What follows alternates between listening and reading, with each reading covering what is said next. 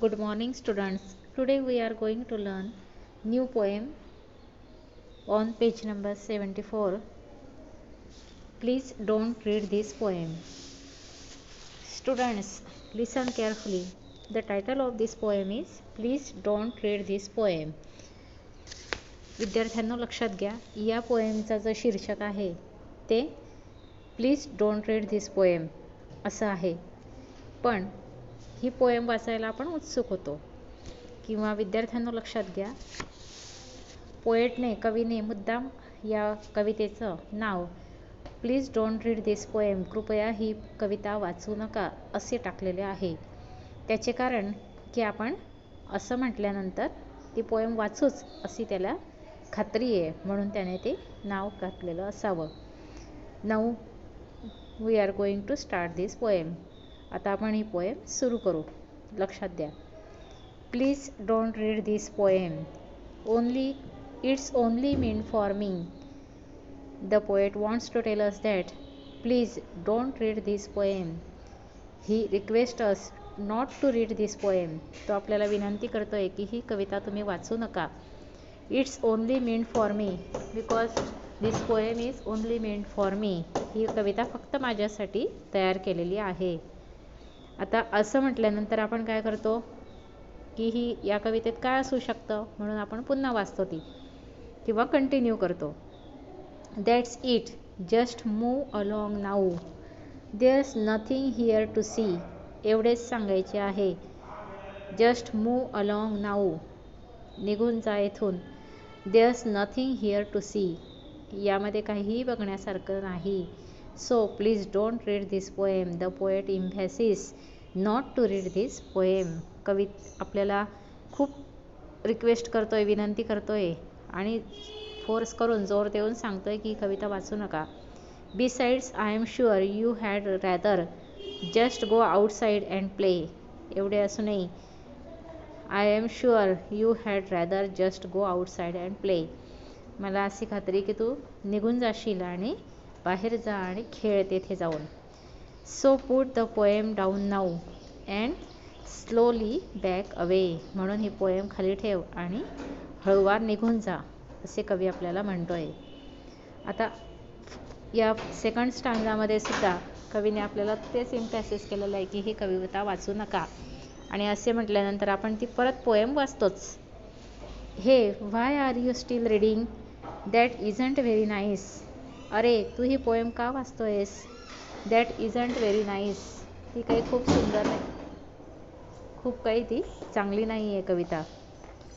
I have ask you once politely, don't make me ask you twice. मला I have ask you once politely, first time I have ask you politely not to read this poem. कवी म्हणतोय की मी सुरुवातीला तुला नम्रपणे सांगितलं की तू ही पोएम वाचू नकोस. Don't make me ask you twice, पुन्हा तुला सांगायला लावू नकोस. Please don't read this poem, but we continue to read this poem because we want to know that what is the meaning of this poem or what the writer wants to tell us from this poem. आपल्याला परत पुढे जाणून घेण्याची इच्छा असते की या कवितेत काय दिलेलं आहे, म्हणून आपण परत ती पोएम कंटिन्यू करतो. I am telling you it's private, do not read one more line. Hey that's one more, now stop it. This isn't yours it's mine. The poet wants to tell us that it's private of mine. ही फक्त माझी private कविता आहे, माझी personal कविता आहे, खाजगी कविता आहे. So you don't read this poem, don't read one more line. एक सुद्धा ओळ वाचू नकोस, ही माझी खाजगी कविता आहे. हे that's one more, now stop it. आणि मी तुला सांगतोय एक गोष्ट आणखी, स्टॉप इट म्हणजे थांब, आता कविता वाचू नकोस. This isn't yours it's mine. ही तुझी कविता नाही आहे, ही फक्त माझी कविता आहे. This poem is only mean for me, फक्त माझ्यासाठी तयार केलेली आहे. आता असं म्हटल्यानंतर आपण काय करतो, आपल्याला आणखी वाचावीशी वाटते. अरे असं काय म्हणतोय, आम्हाला काय अडवतोय, ऑब्लिगेशन्स देतोय. असं असेल तर आम्ही पुन्हा वाचू, परत वाचू, काय आहे पुढे तर कंटिन्यू करू, असं म्हणून आपण पुढे रीड करतो. आता कवीला तेच हवं आहे की ही कविता वाचायला जावी. You are not allowed to read this. You really have to stop. If you don't quit this instant, I swear I will call a cop. You are not allowed to read this. तुला अलो नाही आहे, तुला परवानगी नाही आहे poem वाचण्याची. तू खरोखर थांब. You really have to stop. थांब पोएम वाचणं. If you don't quit this instant, जर तू ही लगेच सोडली नाही, याच क्षणाला सोडली नाही पोएम वाचणं, I swear I will call a cop, मी तुला शपथ देऊन सांगतोय की मी तुला काय करेल, I will call a cop, police बोलवेल तुझ्यासाठी. कॉप मीन्स पोलीस हिअर, पोलीसमॅनला मी कॉल करेल. I will drag you off in handcuffs, मी तुला हातात हातकड्या टाकेल. Drag you off in handcuffs याचा मिनिंग होतो तुला मी पोलिसांच्या ताब्यात देईल, हातकड्या टाकतील ते. He will lock you up in jail, ते तुला जेलमध्ये टाकतील, लॉकअप करतील. And leave you there forever, आणि तुला तिथे सोडून निघून जातील.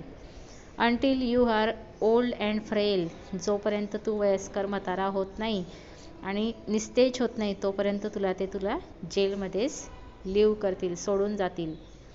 लक्षात घ्या, हे सगळं तो घाबरवतोय. सुरुवातीला त्याने फर्स्ट सेकंड स्टांजामध्ये रिक्वेस्ट केली होती, आता थर्ड आणि फोर्थमध्ये तो काय करतोय, त्याला धाक दाखवतोय किंवा फ्रायटन करतोय, घाबरवतोय. आता हे घाबरवणं कोणाचं आहे, पोलिसमॅनचं. He will drag you off in handcuffs, he will lock up you in jail, तुला हँडकफ्स टाकतील, जेलमध्ये ठेवतील. And leave there forever, तिथं तुला कायमचं सोडून जातील आणि तू म्हातारा होईपर्यंत आणि निस्तेज होईपर्यंत तुला जेलमध्ये राहावं लागेल. Y does, because of reading this poem, कशामुळे, तर तू ही पोएम वाचतोय म्हणून.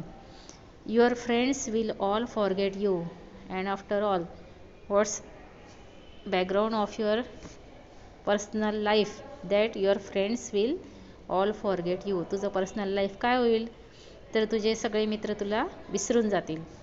You won't be even miss, तुला कोणी आठवणारही नाही किंवा तुझी कोणी आठवणही करणार नाही. Your family too will likely forget that you exist, तुझी फॅमिलीसुद्धा विसरून जाईल की तू जिवंत आहेस की नाही, एक्झिस्टन्स तुझं विसरून ते जातील.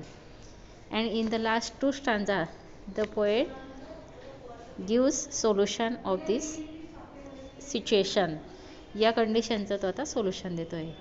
And all because you read this instant of having fun, it's too late now amigo, the poem's nearly done. And because all of this that you read this poem, हे सगळं का होईल, तर तू पोएम वाचली म्हणून. Instead of having fun, so don't laugh at me, आता आपण ही पोएम वाचताना हसतोय की कवी असं का म्हणतोय आपल्याला. So the poet says, instead of having fun, गंमत करू नकोस. It's too late now amigo means friend, मित्रा, friend. It's too late now, आता खूप उशीर झालेला आहे. The poem's nearly done, poem तर संपत आलेली आहे. There's only one solution, here's what will you have to do, एकच सोल्युशन आहे त्यावर. What will you have to do, tell you all your friends and family they shouldn't read it too, तुझ्या सगळ्या फ्रेंड्सला, मित्रांना, तुझ्या फॅमिली मेंबर्सला सगळ्यांना काय सांग, they shouldn't read it too. आता तू वाचली ठीक आहे, पण इतर सगळ्या तुझ्या फॅमिली मेंबर्सला, मित्रांना, tell all of them that don't read this poem, ही पोएम वाचू नका असं तू सांग. अशा पद्धतीने ही पोएम कवीने पूर्ण केलेली आहे. आता या पोएममध्ये डोंट रीड दिस पोएम असं जरी कवीने म्हटलेलं आहे, in this poem the poet says please don't read this poem, but in fact poet wants to read this poem by us, पण विशेष करून कवीची इच्छा काय आहे की आपण ती कविता वाचावी आणि आपण लास्टपर्यंत ती पोएम वाचतो, शेवटच्या स्टांजापर्यंत आपण ती कविता वाचतोय, हे लक्षात घ्या. In this way this poem is completed by the poet. Okay, bye.